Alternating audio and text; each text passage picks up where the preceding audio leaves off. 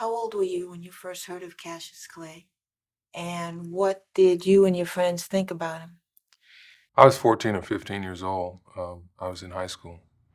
Well, actually, geez, I was in grade school when he won the Olympic gold medal, and I became aware of him at that point, and his ability to verbalize. I thought that was kind of interesting, and I started following his career at that point. Now, when after the Liston fight, Clay announced that he was a member of the Nation of Islam, I'm curious about what you and the kids that you were coming up with thought about that. When Cassius Clay changed his name to Muhammad Ali and announced his joining the Nation of Islam, I was surprised. I thought that he was just a colorful character, and that seemed to show that he had some serious underpinnings beneath all of the talk and exterior. And what about his name change? Did that have any particular meaning to you? Did you understand what that was about? Only on the surface. I really, when he changed his name, I really didn't have a firm grasp of what the Nation of Islam was about and those types of things. I knew that they had some political leanings and were trying to organize people, but I didn't know exactly what it was about. But since you grew up on the streets of New York, you must have seen other people from the Nation of Islam around. So when the media and a lot of Americans were acting as though this were a big negative problem, what was your feeling? Well, the media reaction really didn't affect me that much. By the time that he had changed his name, by that time I knew a little bit about what the Nation of Islam was about as I went through high school. But early on, I really didn't understand uh, what it was all about. Um, so it was kind of a mystery to me. I enjoyed boxing so much that it really didn't bother me one way or the other. Now let's go forward in time. You're in UCLA, and Muhammad Ali announces his opposition to the war in Vietnam. I'm wondering what you thought of it at that time.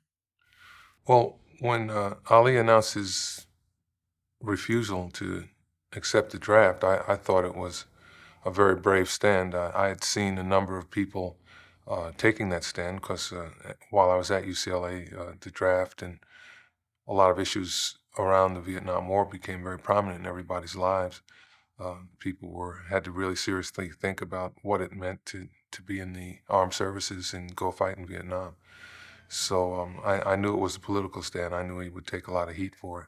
The year after that, you were part of a group of prominent Black athletes who met with Ali. Do you remember that meeting? It was in June 67. Yes, I do. Can you go back to that meeting and tell me why you all decided to call it? How did you first get drawn into the group? Well, when the meeting to help Ali was called back in 1967, uh, I was a sophomore at UCLA, and I'd gotten to know Jim Brown while I was out here in Los Angeles, and he felt that I should be a part of the group, just mainly to represent young people, I guess. And being a fan of Ali's, I was very happy to lend my support. I didn't know what we could do to help him, but I wanted to be involved. And describe what happened in the meeting. Well, at the meeting, we just basically tried to see what we could do to show support and to help Ali deal with the situation. But aside from legal remedies, there was really very little that we as ordinary citizens could do uh, to help him beyond just showing our support. Did any in the group question the extreme nature of his decision? I mean, was there any attempt to sort of pull him back to a maybe a more middle of the road kind of stand?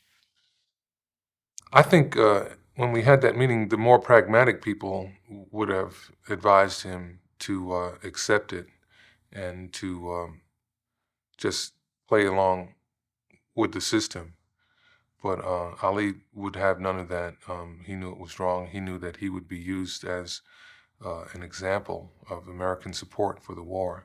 And because of that, because of the nature of the propaganda war that was going on here in this country, he refused to be any part of it. Now, you say that you like boxing and you must have admired him as a fighter.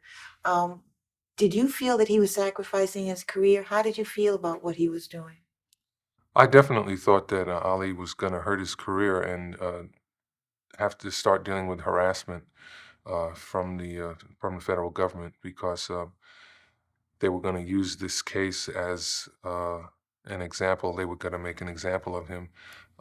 They had tried through uh, sport to try to make an example of him, and because of his talent and his courage, they couldn't get him to lose in the ring. So they had to defeat him in the courts and use the courts as a means to make him get in line. And did this meeting have any impact on you? Did Ali's presence and his position have any effect on you? Well, I was just happy to meet Ali. Just as m- person to person, um, and it was nice meeting the other black athletes and just having some type of solidarity with them. Um, the meeting really was kind of futile in that we really couldn't do anything. But we let black people around the country know that we supported Ali. Um, I think by that time, black Americans understood that they were their presence in Vietnam was highly disproportionate to their um, percentage of the American population, and that the frontline uh, casualties were being absorbed by Black Americans in much greater numbers than they should have, and this impact was obvious to everybody, and I think this kind of heightened that. So thinking back on that meeting, do you remember any specific words that Ali said? Any exchange, any conversation? Not really. I don't remember too much of what was said. We had a press conference, and the press conference was just a pretty straightforward deal where we just announced our support for him, but I don't remember anything specific that we said. Okay. Now, I want you to remember that we're back in the 60s and the whole notion of Black identity was a lot newer and you were a lot younger. And I want you to think back on what impact Ali as a Black man and as an athlete and the combination of the two had on you. Well, I think Ali's impact on young people was very formidable. I remember when I was in high school, um, the teachers at my high school didn't like him because he was so anti-establishment and he kind of thumbed his nose at authority and got away with it. And they didn't like that at all. Um, the fact that he was proud to be a black man and that he was had so much talent and could enjoy it in a way that was not seen to be that didn't have the dignity that they assumed that it should have. I think that was something that really made certain people love him and made other people think that he was dangerous. And but for those very reasons, that's why I enjoyed him.